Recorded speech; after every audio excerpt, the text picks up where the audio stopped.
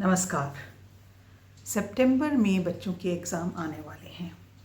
कई पेरेंट्स ये सवाल पूछते हैं कि मैम हम अपने बच्चों के एग्ज़ाम की तैयारी कैसे कराएं। तो आज मैंने कुछ पॉइंटर्स लिखे हैं। एज अ टीचर जिसने बहुत साल बच्चों के साथ डील किया है, एग्ज़ाम स्ट्रेस के साथ डील किया है, मैं आपसे कुछ चीज़ें शेयर करना चाहती हूँ जिससे आप अपने बच्चों को एग्ज़ाम के लिए अच्छी तरह से प्रिपेयर कर सकें। तो सबसे पहली बात और सबसे ज़रूरी बात तो ये है कि बच्चों के एग्ज़ाम की रिवीजन एग्ज़ाम के दिन से एक दिन पहले नहीं होनी चाहिए।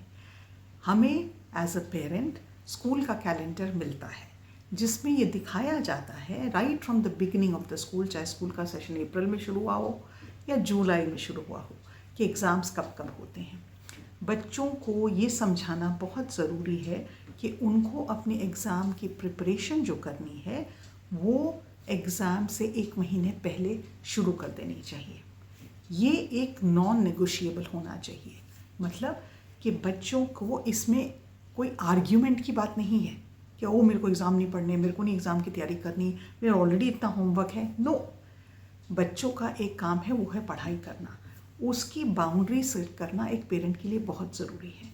तो अगर एग्ज़ाम 15 सितंबर से शुरू हो रहे हैं तो 15 जुलाई से एक टाइम टेबल बनना चाहिए। अब 15 जुलाई से लेके 30 जुलाई तक 15 दिन के गैप में बच्चे को आधा घंटा ही रोज़ रिवीजन करना है। ऐसा नहीं कि बच्चे को 2-2 घंटे रिवीजन करना है। और उससे ये पूछना है, बच्चे के साथ बैठ के ये पूछना है कि किस सब्जेक्ट में आपको सबसे ज़्यादा चैलेंजिंग लग रहा है। हो सकता है उसको मैथ्स चैलेंजिंग लग रहा हो सकता है उसको इंग्लिश में तकलीफ़ हो सकता है साइंसेस में तकलीफ़ हो। तो उन सब्जेक्ट्स पे रिवीजन पे ज़्यादा फोकस करना है। बच्चों की आदत क्या होती है, हमारी भी आदत होती है, जो हमें अच्छा लगता है और जो इजी लगता है वो जल्दी से कर लेते हैं। लेकिन जिस चीज़ में हमें किसी भी तरह का चैलेंज लगता है, अरे बाप रे बाप, ये तो मुझे समझ में ही नहीं आ रहा, ये how to do this, how to manage this, उसके ऊपर हम ज़्यादा इम्पॉर्टेंस नहीं देते, जबकि उस पर सबसे ज़्यादा इम्पॉर्टेंस देने की ज़रूरत है। तो रिवीजन का एक टाइम टेबल बनाना शुरू करना चाहिए और उस टाइम टेबल के हिसाब से उन सब्जेक्ट्स पे ज़्यादा फोकस करना चाहिए जिसमें बच्चे को वीकनेस महसूस हो रही है। अगर बच्चा कोई सब्जेक्ट का कंसेप्ट नहीं समझ पा रहा है तो उस पर चाहे टीचर से मिल के बात करें, चाहे बच्चे के साथ बैठें, खुद पढ़ें उसके बारे में, समहाउ उसका वो डाउट रिजॉल्व होना चाहिए। सेकेंड थिंग, जब बच्चा अपनी रिवीजन कर रहा है आपको बहुत सतर्क रहना है कि वो आपके आसपास ही वो बैठ के वो रिवीजन कर रहा हो। ऐसा हो सकता है बच्चे का एक डेजिग्नेटेड प्लेस हो जहाँ पे वो रिवीजन कर रहा है, आपको उस जगह पे जाके चेक ज़रूर करना चाहिए। आजकल सोशल मीडिया का टाइम है, जो चैलेंजेस हमारे बच्चे फेस करते हैं हम एज चिल्ड्रन नहीं फेस करते थे। उनकी डिस्ट्रैक्शंस बहुत ज़्यादा हैं। सोशल मीडिया है, फेसबुक है, व्हाट्सएप है, बच्चों को उन चीज़ों का एक्सेस है। तो आपको ये ध्यान रखना है जब वो रिवीजन कर रहा है तो आप उसके आसपास 2 या 3 बार चेक करें कि वो रिवीजन ठीक से कर रहा है या नहीं।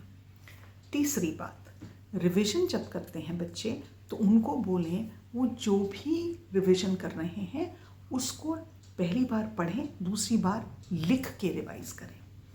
राइटिंग करने से when we start to write things, the things become simpler to understand, the things become easy to keep in your mind. Writing से हमारे माइंड में वो बात ज़्यादा घर करती है। एक और बहुत ज़रूरी चीज़ है, उनको जब हम वो रिवीजन करा रहे हैं तो उनको बोले अपनी नोटबुक में ये लिखें, मैंने चैप्टर 1 साइंस का रिवाइज़ कर लिया है, चैप्टर 2 साइंस का रिवाइज़ कर लिया है। और आप हफ्ते में जब वो रिवीजन कर चुके हैं, मान लीजिए उसने 1 तारीख को उसका रिवीजन किया, आप 3 तारीख को 1 तारीख को जो उसने रिवीजन किया उसके बारे में कुछ सवाल पूछ सकते हैं। अब कई बार ये पेरेंट्स कहते हैं मैम हमें नहीं समझ में आता, हम बच्चों से क्या पूछें। उसका तरीका ये है कि बच्चे का अगर कोई सवाल है, बच्चे को बोल आप सवाल पूछें, उसको जवाब देने दें, आपको समझ में आएगा। पूरा नहीं आएगा, थोड़ा बहुत ज़रूर समझ में आएगा। तो उस चीज़ पे कॉम्प्रोमाइज़ मत करें। एक तो बच्चे का रिवीजन होता है, दूसरा बच्चे को ये समझ में आता है my parents are very serious about my studies. अब जब बच्चा रिवाइज़ कर लेता है तो ये बहुत ज़रूरी है उसको विंड डाउन करने की, उसको रिलैक्सेशन का टाइम देना चाहिए। ऐसा नहीं होना चाहिए कि आधा घंटा तो स्केड्यूल था और आपने उसको कहा नहीं तुम पढ़ते रहो पढ़ते रहो पढ़ते रहो। एक दिन बच्चा आपकी बात सुनेगा, दूसरे दिन वो नहीं सुनेगा। तो जो भी उसका स्केड्यूल है उतना उसने कर लिया, उसके बाद वो खेले, वो मस्ती करे, वो टेलीविज़न देखे, उसको वो अलाउ करना चाहिए। क्योंकि बच्चे को ये नहीं लगना चाहिए कि मेरे पे इतना प्रेशर है पढ़ाई का, मैं सांस भी नहीं ले पा रहा हूँ। ऐसा पेरेंट्स को नहीं करना चाहिए। बहुत सारे पेरेंट्स अपनी महत्वाकांक्षाओं को आगे रखते हुए बच्चे की वेल बीइंग के बारे में भूल जाते हैं। 5वीं बात, जब बच्चे एग्ज़ाम की तैयारी कर रहे हैं, एग्ज़ाम शुरू होने से पहले ये मेक श्योर करना कि उनके पास सारे इक्विपमेंट जो चाहिए एग्ज़ाम के लिए, चाहे वो पेंसिल है या रबड़ है या इरेज़र है या स्केल है या पेन्स हैं, what ever, he has appropriate things. आपको टाइम निकाल के बच्चों को इसके बारे में सिखाना कि अपना पेंसिल बॉक्स कैसे प्रिपेयर करना है एग्ज़ाम से पहले, ये बहुत ज़रूरी है। एक और बात जो बहुत ज़रूरी है, जो पेरेंट्स अक्सर भूल जाते हैं, वो ये है कि बच्चों को ये ज़रूर समझाना कि बेटा exam is not the end of life. Yes you have to study, yes it is your job to study, yes you have to prepare for your exam. That doesn't mean that you think अगर आप exam में अच्छा नहीं करेंगे तो हम आपको मारेंगे या पीटेंगे, आपकी इंसल्ट करेंगे। ये ज़िंदगी का एग्ज़ाम नहीं है, ये एक टर्म टेस्ट है। अगर फाइनल एग्ज़ाम भी है तब भी वो ज़िंदगी से बड़ा नहीं है। आजकल कई पेरेंट्स अपने बच्चों को इतना प्रेशराइज करते हैं पढ़ने के लिए, ये हमेशा से था, जब मैं टीचर थी तब भी ऐसा ही था, कि बच्चा कहीं अपने आप को खो देता है। बच्चे को वो स्ट्रेस मैनेज नहीं करना आता है। क्या आप जानते हैं कि इंडिया में the suicide rate of children between the age group of 14 to 20 is one of the highest in the world, क्योंकि बच्चे वो प्रेशर नहीं ले पाते। बच्चे को ये समझाना बहुत ज़रूरी है और उसको वो सपोर्ट सिस्टम देना बहुत ज़रूरी है जब उसको कोई सब्जेक्ट्स नहीं समझ में आ रहे। लेकिन उसको ये कहना कि अगर तुमने अच्छा एग्ज़ाम में नहीं किया तो तुम बिल्कुल यूज़लेस हो, तुमने तुम्हारी नाकी कटवा दी, इस तरह की नेगेटिव कमेंट करने से हम अपने बच्चों को इतना स्ट्रेस देते हैं कि हम उनकी ज़िंदगी में एक सपोर्ट सिस्टम न बन के उनके हम दुश्मन बन जाते हैं। तो अपने बच्चे की वेल बीइंग को हमेशा ध्यान में रखना चाहिए। एक और बात, हमेशा बच्चों को सिखाइए खुद भी पॉजिटिव और होपफुल रहिए। देखिए, बच्चे का एग्ज़ाम है, बच्चे की जिम्मेदारी पढ़ना है, लेकिन कई बच्चे कुछ पर्टिकुलर सब्जेक्ट्स में नहीं कर पाते। मैं अपना एग्जाम्पल देती हूँ। मैं मैथ्स में अच्छा नहीं कर सकती थी। मेरे फादर गोल्ड मेडलिस्ट थे मैथ्स में, और मुझे अब आज मैं जब सोचती हूँ उसके बारे में तो मुझे लगता है कितना बुरा उनको लगता होगा ना कि मेरे बच्चे मैथ्स में अच्छे नहीं हैं। लेकिन हमारे पापा ने हमें कभी भी उसके लिए बिरेट नहीं किया, कभी भी ये नहीं कहा तुम कभी अच्छा नहीं करोगे। अब 50% मार्क्स आते थे, बेटा you can do 10% more, you can get 60%, उसके लिए मेहनत करो। लेकिन उन्होंने कभी ये नहीं कहा मुझे गोल्ड मेडल आया, तुम्हें तो कभी आया नहीं, तुम्हें तो कभी मैथ्स आया ही नहीं, तुमने मेरी नाक कटवा दी। नहीं, होपफुल रहें कि बच्चा आज जहाँ है उससे आगे बढ़ेगा। एग्ज़ाम में अगर बच्चे के लास्ट टाइम एग्ज़ाम में 10 में से 5 मार्क्स आए थे और उसने इस बार 6 मार्क्स लाए हैं, तो उसकी एप्रिसिएशन करना बहुत ज़रूरी है। जब मैं होपफुल रहने की बात करती हूँ, ये समझना कि बच्चे ने मेहनत करके एक मार्क ज़्यादा लिया है, उस पर फोकस करना।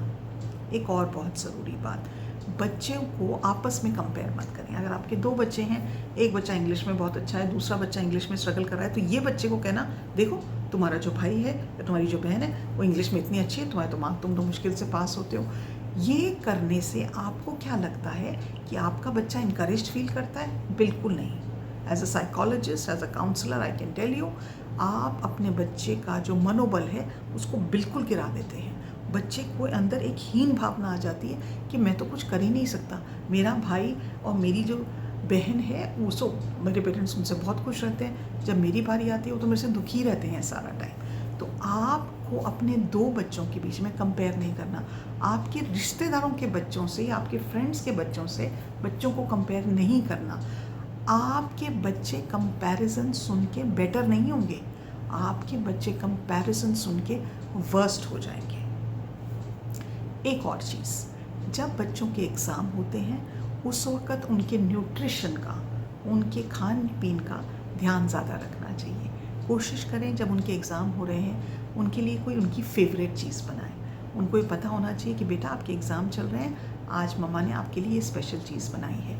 हो सकता है उनको मे बी आप ड्राई फ्रूट ज़्यादा दे सकते हैं, फ्रूट्स ज़्यादा दे सकते हैं, पानी ज़्यादा पीने के लिए इनकरेज कर सकते हैं। बच्चों को ये सिखाएं कि एग्ज़ाम लिखने से पहले, जब वो एग्ज़ाम पेपर मिलता भी है उससे पहले वो शांति से अपनी चेयर पे, अपनी टेबल पे, अपने क्लासरूम में चुपचाप बैठें और अपने माइंड को शांत करने की कोशिश करें।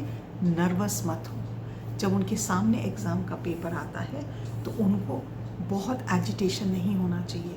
उनको ये नहीं लगना चाहिए कि ओ माय गॉड मुझे तो ये आंसर्स ही नहीं आते, क्योंकि कई बार बच्चों के दिमाग में इतना बर्डन होता है कि ब्रेन फॉग हो जाता है। They are not able to figure out oh my God ये मैंने पढ़ा था, नहीं पढ़ा था, ये तो कैसे आ गया। कई बार सवाल का जवाब उनको आता है लेकिन क्वेश्चन का कंस्ट्रक्शन ऐसा होता है कि द चाइल्ड गेट्स कन्फ्यूज्ड कि I don't think I remember studying this. He has studied it but he has not studied it in the format the question has been asked. तो उसको ये समझाना कि बेटा अपने एग्ज़ाम को शुरू करने से पहले शांति से बैठ जाओ। चांसेस ये हैं बच्चा शांति से इसलिए नहीं बैठ पाता क्योंकि वो नहीं चाहता कि वो ना पहने, क्योंकि क्लास में इतना शोर मच रहा है। तो बच्चे को ये सिखाना कि अपने माइंड को कंटेन और कंट्रोल कैसे करना है बहुत ज़रूरी है।